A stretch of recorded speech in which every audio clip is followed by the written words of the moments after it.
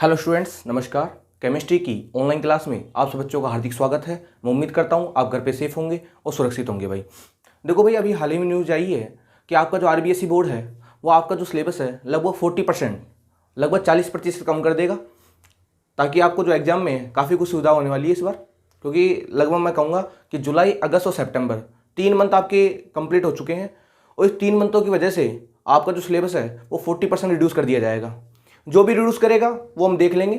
बाकी solid state और solution ये कंप्लीट चैप्टर आपके आने वाले हैं, क्योंकि ये दोनों चैप्टर हैं वो अपने आप में इंपॉर्टेंट चैप्टर हैं। भाई बिना बात किए हम अपने चैप्टर को स्टार्ट करते हैं। हम बात कर रहे थे सॉल्यूशन की, और सॉल्यूशन में जो हम बात कर रहे थे वो बात कर रहे थे राउल्ट के नियम के बारे में।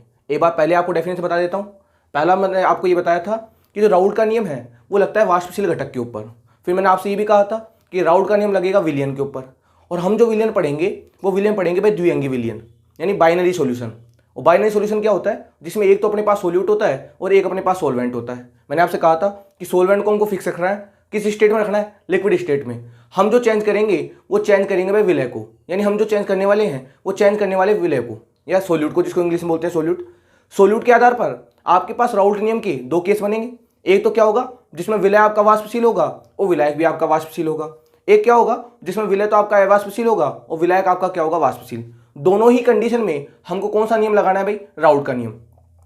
उसमें पहले मैंने आपको परिभाषा की बताई थी कि परिभाषा क्या होती है कि एक निश्चित ताप पर किसी भी वाष्पशील घटक का जो वाष्प दाब है उस घटक की मोल भिन्न के समानुपाती होता है, चाहे वो विलय हो, चाहे विलायक हो, चाहे विलयन हो, कुछ भी हो। राउल्ट का नियम ये कहेगा कि कोई भी अगर आपके पास वाष्पशील पदार्थ है, भाई वाष्पशील होगा तभी तो आप वाष्प दाब काउंट कर पाओगे। अगर आपके पास कोई वाष्पशील पदार्थ है तो उसका जो वाष्प दाब है उस पदार्थ की मोल भिन्न के समानुपाती होता है। और इस सिलसिले को बढ़ाते हुए हम केस फर्स्ट की बात कर रहे थे, और उस केस में मैंने आपसे कहा था एक तो अपने पास सोल्यूट होगा और एक अपने पास सोल्वेंट होगा, यानी अपने पास सोल्यूट भी वाष्पशील होगा, अपने पास सोल्वेंट भी क्या होगा, वाष्पशील, और जो बनने वाला विलयन है वो भी क्या होने वाला था भाई, वाष्पशील। एग्जाम्पल ले लेता हूं वापिस, में किस चीज को डिस्कस कर रहे थे हम, केस फर्स्ट को। केस फर्स्ट में हमने क्या कहा था कि हमारे पास सोल्यूट प्लस क्या होंगे, सोल्वेंट, और दोनों मिलकर क्या बनाएंगे भाई, सॉल्यूशन। दोनों मिलकर क्या बनाएंगे भाई, सॉल्यूशन। ठीक है, मैंने कहा था अपने सोल्यूट को क्या मान लिया था, ए, सोल्वेंट को क्या मान लिया था अपने, बी। मैंने कहा था ये भी क्या होगा अपने पास, वोलेटाइल होगा, वाष्पशील होगा। ये सोल्वेंट भी क्या माना था अपने, वाष्पशील। और जो बनने वाला विलयन होगा वो भी क्या होगा, वाष्पशील होगा। पता है आपको इस चीज के बारे में, ये भी किस स्टेट में, लिक्विड में, और ये भी किस स्टेट में अपने पास, लिक्विड में। ये था। अब सुनो ध्यान से, मैंने आपको बताया था अपने पास दो कंटेनर लिए अपन ने, एक कंटेनर ये रहा और एक कंटेनर अपने पास ये रहा। ठीक है, इसको मान लिया अपन ए, इसको मान लिया बी। यानी ए क्या है, ये अपने पास है सोल्यूट, किस स्टेट में, प्योर स्टेट में, शुद्ध अवस्था का विलय है। ये अपने पास है प्योर सोल्वेंट, क्या है अपने पास, प्योर सोल्वेंट। दोनों ही किस स्टेट में थे भाई, ये भी लिक्विड था और ये भी क्या था अपने पास, लिक्विड। भाई जब दोनों ही लिक्विड होंगे तो बताओ दोनों के पार्टिकल होंगे कि नहीं होंगे लिक्विड में। ये लो, इसके पार्टिकल तो बता दिए मैंने ऐसे, और इसके पार्टिकल दिखा दिए मैंने ऐसे, जिससे आपको पता रहेगा कि बी वाला कौन सा, ए वाला कौन सा है। अब इसकी जो वेपर बनेगी भाई, ये सारे के सारे ए हैं, इसकी जो वेपर बनेगी वो ये बनेगी। इसको बोल दिया अपन ने वेपर। कौन सी वेपर है ये, हिंदी में बोलते हैं इसको वाष्प। किसकी वाष्प है ये विलय की वाष्प है। इसकी भी वेपर बनेगी क्योंकि ये भी लिक्विड स्टेट में है। पता है ना आपको, जब भी कोई बंद पात्र में आप द्रव को रखोगे तो थोड़ी देर बाद में उसकी क्या बन जाएगी, वाष्प। और द्रव का वाष्प में परिवर्तित होना क्या कहलाता है भाई, वाष्पन। पता है वो चीज का। ये भी क्या अपने पास वेपर है, ये भी वाष्प है। अब ये वाष्प किसकी है भाई, विलायक की। और मान लिया कि शुद्ध अवस्था में, बताया था मैंने कि शुद्ध अवस्था में इसका वाष्प दाब कितना मान लिया अपने, Pa0, और शुद्ध अवस्था में विलायक का वाष्प दाब क्या मान लिया अपने, Pb0। ये माना था हमने, ये भी माना था लेट का मतलब होता है माना। हमने ये भी माना था कि Pa0 जो है वो ग्रेटर देन है भाई Pb0 से। हम ये मानकर चल रहे थे कि जो Pa0 की वैल्यू है वो Pb0 से क्या है अपने पास ज्यादा, ये मानकर चल रहे थे। ये अपने पास विलय था, ये अपने पास विलायक था। इन दोनों को मिलाकर भाई हमको ना तो विलय से मतलब है ना ही हमको विलायक से मतलब है। हम जो राउल्ट का नियम लगाएंगे वो लगाएंगे इसके ऊपर भाई, सॉल्यूशन के ऊपर। किस पर लगाएंगे, सॉल्यूशन। और सॉल्यूशन कैसे बनेगा, जब विलय और विलायक को आपस में मिला दोगे तो बनने वाला विलयन क्या कहलाएगा भाई, सॉल्यूशन। ठीक है, और सॉल्यूशन भी कौन सा, बाइनरी सॉल्यूशन। तो देखो जैसे आप इन दोनों को आपस में मिलाओगे, तो जो विलयन बनेगा उसमें ए के भी पार्टिकल होंगे, उसमें बी के भी पार्टिकल होंगे। मतलब उसमें ए के भी अवयवी कण होंगे और उसमें बी के भी अवयवी कण होंगे। देखो ये वाला दिखा रहा है बी को और ये वाला दिखा रहा है ए को। ये क्या बन गया अपने पास, ये बन गया अपने पास सॉल्यूशन। क्या बन गया ये, सॉल्यूशन। भाई ये भी लिक्विड था और ये भी लिक्विड था, तो आपका जो बनने वाला सॉल्यूशन है बताओ वो भी लिक्विड होगा कि नहीं होगा। अब इसका भी वाष्प बनेगी भाई, जो विलयन बनी है उसकी भी तो वाष्प बनेगी। इसकी ले ली वेपर मैंने ये वाली, इसकी ले ली मैंने ये वाली। मान लिया कि इसका जो वाष्प दाब है अपने पास वो पी है और इसका जो वाष्प दाब अपने पास है वो पीबी। शुद्ध तो नहीं हो सकता ना भाई ये। क्या इसको मैं पी नोट लिख सकता हूं क्या? नहीं लिख सकता भाई। शुद्ध कब होता? जब ये प्योर स्टेट में होता। ये तो आपने विलयन बना दिया, मिश्रण बना दिया, और मिश्रण तो कभी शुद्ध अवस्था में प्राप्त नहीं होते। पता है आपको चीज के बारे में। तो मैं कहूंगा इसका वाष्प दाब मान लिया मैंने पीए और इसका वाष्प दाब मान लिया मैंने पीबी। और डाल्टन क्या कहता है? डाल्टन कहता है कि जो टोटल विलयन यानी इस विलयन का जो कुल वाष्प दाब होगा वो ए के और बी के योग के बराबर होगा। यानी डाल्टन क्या कहता है कि इस विलयन का जो वाष्प दाब है वो ए के वाष्प दाब और बी के वाष्प दाब का क्या होगा भाई? क्या होगा? योग के बराबर होगा। ये कहता है डाल्टन कि अगर आप किसी विलयन का वाष्प दाब निकाल रहे हो तो उसकी जो वेपर के वाष्प दाब है उनको आपस में जोड़ दो, आपके पास विलयन का वाष्प दाब आ जाएगा। और हमको निकालना भी तो यही है। ये पी टी क्या है? टी बराबर है टोटल। ये पी टोटल क्या दिखा रहा है? कुल विलयन का वाष्प दाब। और हमको राउल्ट के नियम से क्या निकालना है? विलयन का वाष्प दाब। ये बात मैं पिछले वाले लेक्चर में आपके साथ कर चुका था। बात क्लियर है यहां तक की? तो अब सुनो बात। हम ये मानकर चले P A naught greater than PB naught से भाई हमको निकालना है विलयन का वाष्प दाब। और विलयन का वाष्प दाब डाल्टन के नियम से क्या आ गया? P A plus PB. यदि मुझे पी ए की वैल्यू पता लग जाए, यदि मुझे पीबी की वैल्यू पता लग जाए, तो उन दोनों वैल्यू को मैं यहां पर रख दूंगा और मुझे क्या मिल जाएगा? विलयन का वाष्प दाब। यही तो होगा। ध्यान देख लीजिए आप इस चीज को कि अगर मुझे पी ए की और पीबी की वैल्यू पता लग जाए, यदि मुझे पी ए की और पीबी की वैल्यू पता लग जाए तो मुझे विलयन का वाष्प दाब पता लग जाएगा। किस नियम से भाई? राउल्ट के नियम से। और डाल्टन इस चीज को कहता भी है अगर आपको विलयन का वाष्प दाब निकालना है तो आप इसका वाष्प दाब और इसका वाष्प दाब दोनों को जोड़ दो, आपके पास आ जाएगा विलयन का वाष्प दाब। बात क्लियर है? अब देखो जी, हाँ भाई, राउल्ट के नियम से क्या था भाई? राउल्ट का नियम क्या कहता था?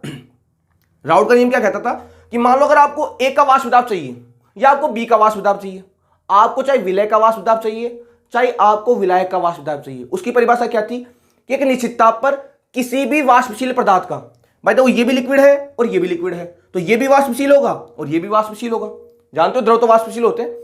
एक निश्चित ताप पर किसी भी विलय का या किसी भी वाष्पशील पदार्थ का जो वाष्प दाब है वो उसकी मोल भिन्न के समानुपाती होता है। यानी मुझे अगर एक का वाष्प दाब चाहिए, मुझे चाहिए एक का प्रेशर, तो किसके बराबर हो? किसके समानुपाती होगा भाई? एक निश्चित ताप पर किसी भी पदार्थ का जो वाष्प दाब है उस पदार्थ की मोल भिन्न दिखाते हैं एक्स से, ऐसे आप काय बोल सकते हो, समानुपाती होता है। इसी प्रकार बी का वाष्प दाब क्या होगा? पीबी समानुपाती किसके होगा? अपने पास एक्स बी। और ये बात किससे की है हमने? ये बात की है हमने राउल्ट के नियम से। तो राउल्ट का नियम क्या कहता है? किसी भी पदार्थ का, किसी भी वाष्पशील पदार्थ का जो वाष्प दाब है उस पदार्थ की मोल भिन्न के समानुपाती होता है अगर टेम्परेचर कांस्टेंट है तो। बात क्लियर है? अगर मैं यहां से इसको हटाता हूं, इस समानुपाती को हटाता हूं, तो मुझे एक कांस्टेंट लगाना पड़ेगा। वो कांस्टेंट होगा अपने पास P A naught X A, और यहां पर क्या बनेगा? P B equal to P B naught X B. और यहां पर P A naught P B naught क्या है? पी ए नोट क्या है? इस विलय का शुद्ध अवस्था में वाष्प दाब। और पी बी नोट क्या है? इस विलायक का शुद्ध अवस्था में वाष्प दाब। ये अपने पास हो गई। इसको डाल दिया इक्वेशन फर्स्ट, इसको डाल दिया इक्वेशन सेकंड और इसको डाल दिया इक्वेशन थर्ड। बात क्लियर है? आप कहोगे सर ये वैल्यू कहां से लेके आए? हमको पता था हमको विलयन का वाष्प दाब चाहिए था। सोचो ना, हमारा टारगेट क्या था? इस विलयन का वाष्प दाब निकालना।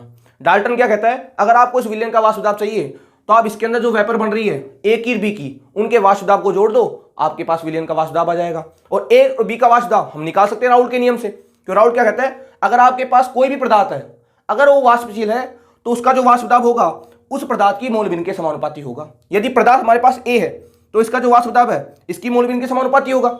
और यदि हमारे पास पदार्थ बी है तो इसका जो वाष्प दाब है इसकी मोल भिन्न के समानुपाती होगा। पता लग गया?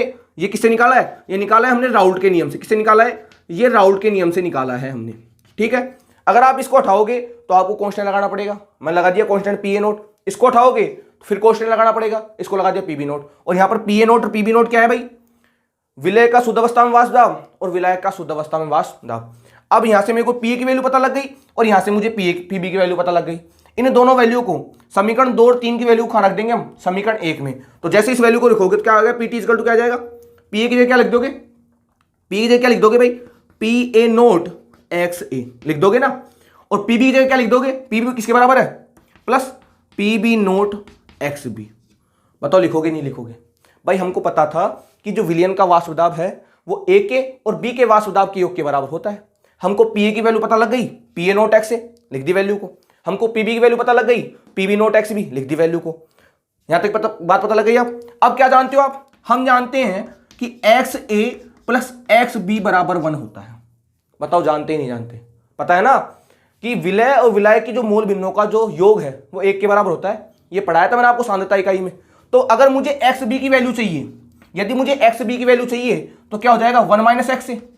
ये बात तो आपको पता है क्योंकि हम जानते हैं कि x A plus x B बराबर 1 होता है। अगर मुझे एक्स बी की वैल्यू चाहिए तो मैं क्या कर दूंगा 1, उसमें से किसको हटा दूंगा मैं एक्स ए को।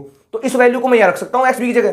बताओ पी टी बराबर क्या आएगा अपने पास, P A naught X A plus P B naught, और एक्स बी की जगह क्या रख दूंगा मैं 1 माइनस एक्स ए। लिख सकता हूं ना भाई, क्योंकि हम जानते हैं कि x A plus x B बराबर 1 होता है। ये पढ़ाया था मैंने आपको मोल भिन्नों के बारे में।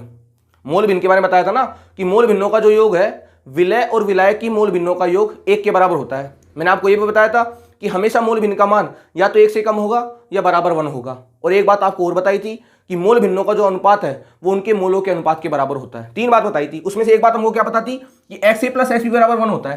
तो अगर मुझे यहां से एक्स बी की वैल्यू चाहिए तो 1 माइनस एक्स होगा कि नहीं होगा। इस एक्स बी वैल्यू को मैं रख दूंगा। अब जो क्या बन के आएगा, P T equal to P A naught X A plus P B naught को 1 से मल्टीप्लाई करोगे पी बी नोट हो जाएगा। गणित का जो गुणा करना जानते हो आप, ये प्लस है ये माइनस है, साइन किसका आएगा माइनस का।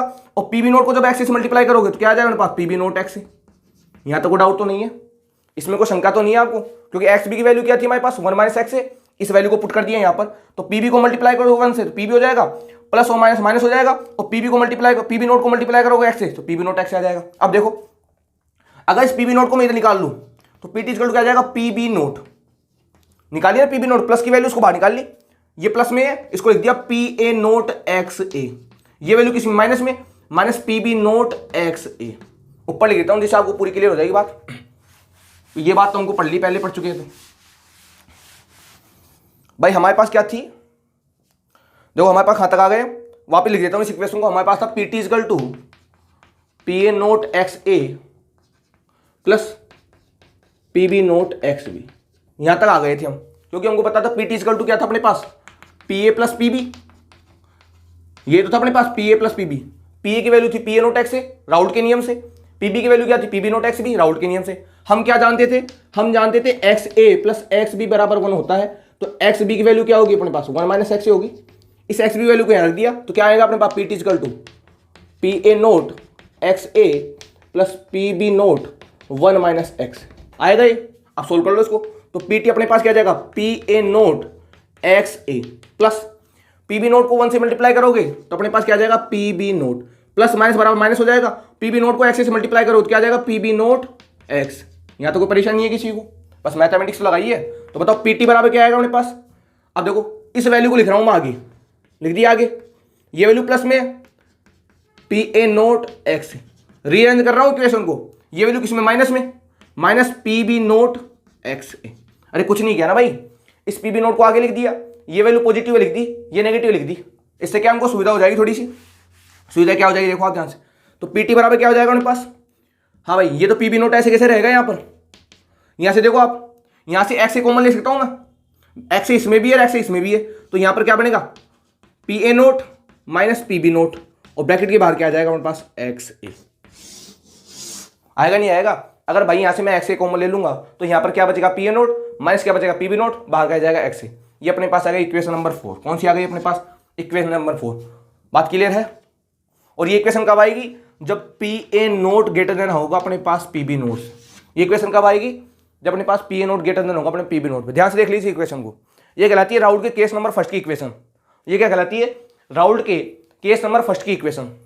यदि यदि यदि आप ये कहोगे, ये तो कब लगेगी, जब पी ए नोट माना है आपने पी बी नोट से ग्रेटर देन।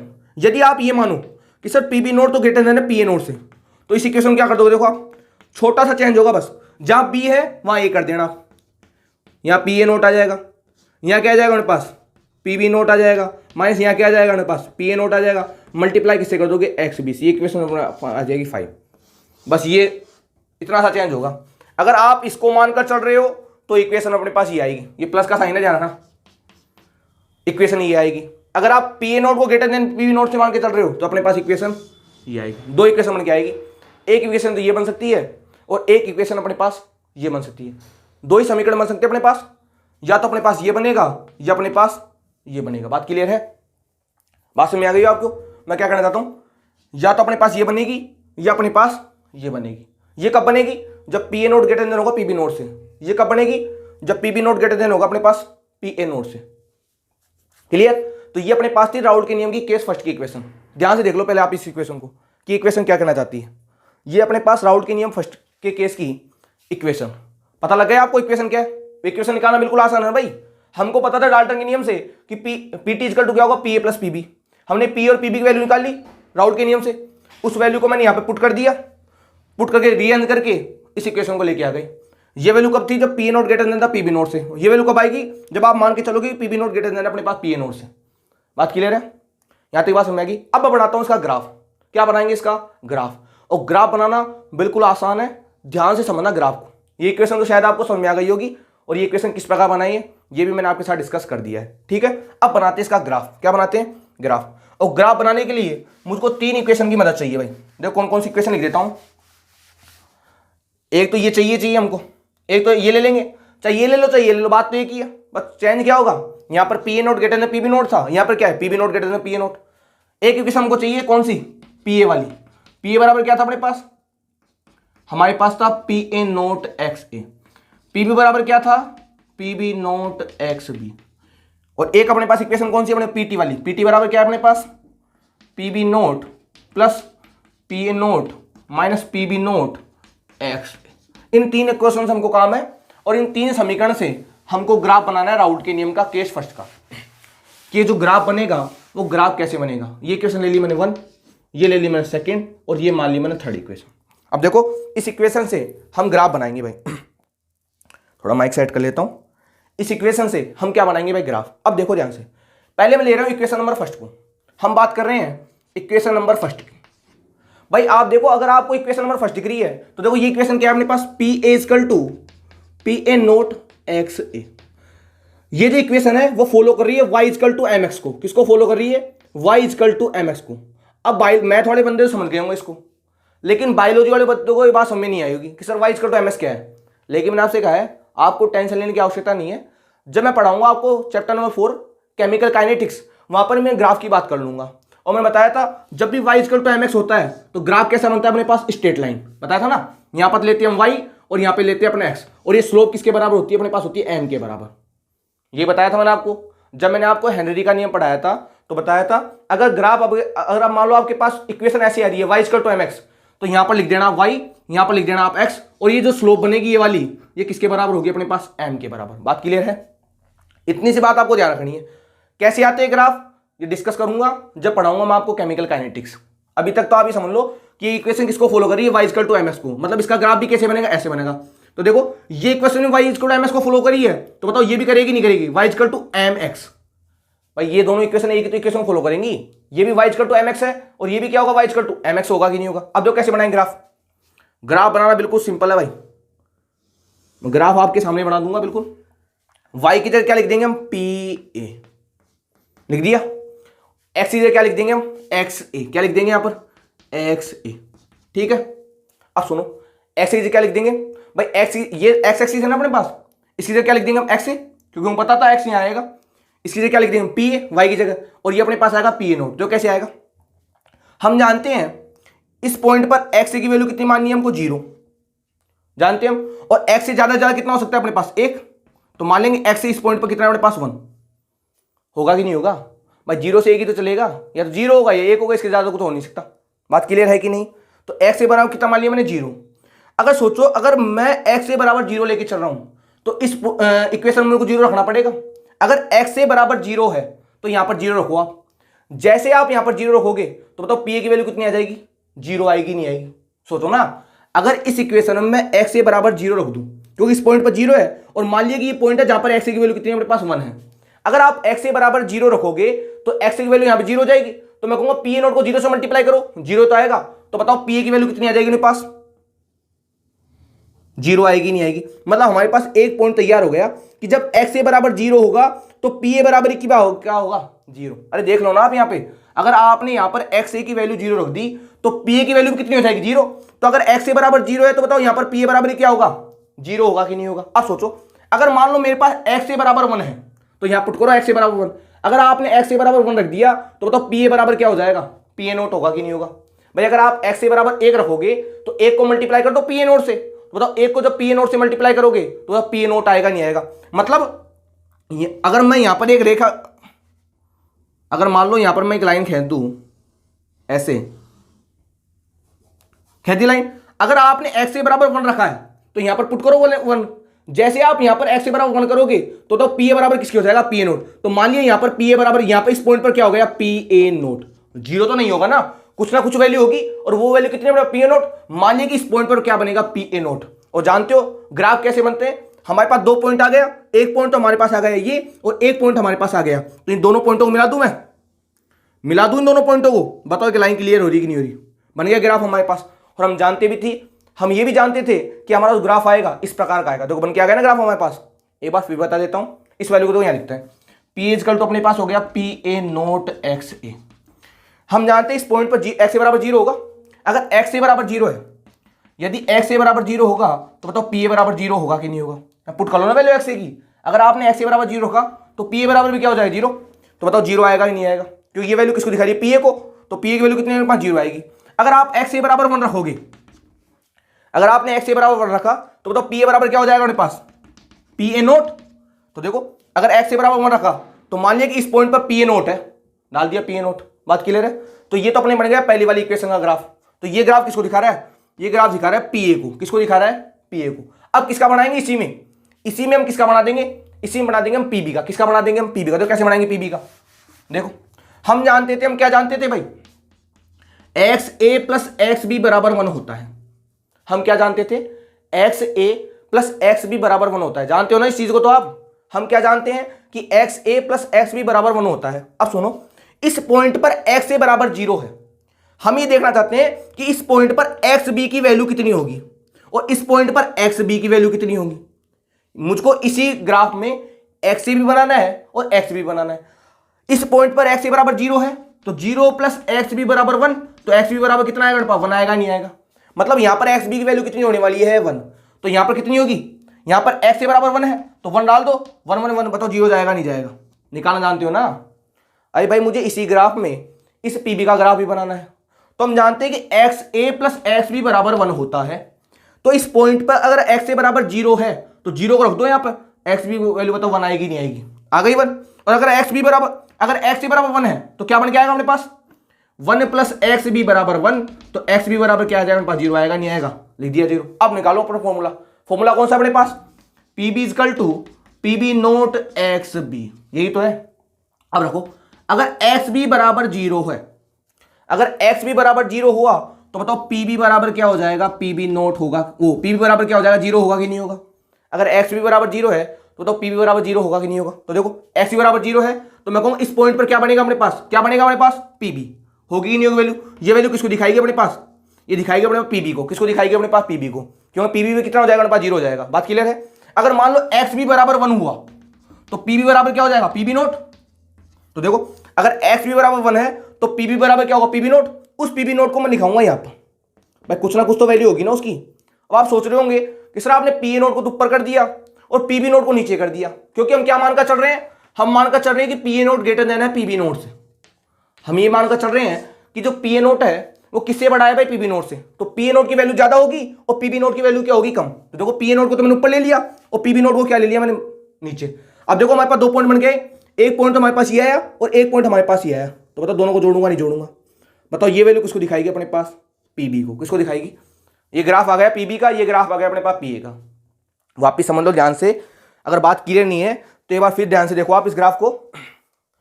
हमको पता था ये इक्वेशन क्या है, y equal to M X. ये दिखाएंगे y पर, ये दिखाएंगे हम x पर। तो देखो यहां पर मैंने ले लिया पी, क्या ले लिया, पी ए, या ले लिया मैंने एक्स ए। अगर एक्स ए बराबर 0 हुआ, अगर एक्स ए बराबर 0 हुआ तो पी ए बराबर क्या हो जाएगा, 0 हो जाएगा। तो अगर ये वैल्यू 0 है तो पी ए बराबर क्या होगा, 0 होगा। अगर एक्स ए बराबर 1 हुआ तो बताओ पी ए बराबर क्या होगा, पी ए नोट। तो मैंने मान लिया इस पॉइंट पर एक्स ए बराबर 1 है तो बताओ पी ए बराबर पी ए नोट होगा कि नहीं होगा। पहला काम कंप्लीट। अब मैं कह रहा हूं मुझे इसी ग्राफ में पीबी का ग्राफ भी बनाना है। तो हम जानते हैं अगर एक्स ए बराबर 0 है तो हम क्या जानते हैं, x A plus x B बराबर 1 होता है। अगर मान लो एक्स ए बराबर 0 तो एक्स की वैल्यू कितनी होगी यहाँ पर, बताओ 0 आएगी नहीं, वो 1 आएगी नहीं आएगी। अगर एक्स ए बराबर 1 है तो एक्स की वैल्यू कितनी है, 0। अब देखो अब इस फॉर्मूले में अगर आप एक्स बराबर 0 रखोगे, रख दिया एक्स बराबर 0, तो बताओ पी बी बराबर 0 आएगा नहीं आएगा? आ गया 0। अगर आपने एक्स बी बराबर 1 रखा तो बताओ पी बी बराबर पी बी नोट आएगा नहीं आएगा? आ गया। अब इस पॉइंट को मैं नीचे किया है इसकी तुलना में, क्यों किया है? हम जानते हैं कि पी ए नोट किससे बड़ा है? पी बी नोट से। तो ये वैल्यू नीचे आएगी पी बी नोट वाली, और पी ए नोट वाली वैल्यू क्या आएगी? ऊपर आएगी। अब हमारे पास लास्ट इक्वेशन कौन सी रह गई? ये वाली। कौन सी रह गई? ये वाली। अब देखो इस इक्वेशन में, इस इक्वेशन को कैसे पुट करेंगे? यहां पर इस इक्वेशन का ग्राफ भी बनाऊंगा मैं यहां पर। वो कैसे बनेगा देखो ध्यान से आप देखो जी।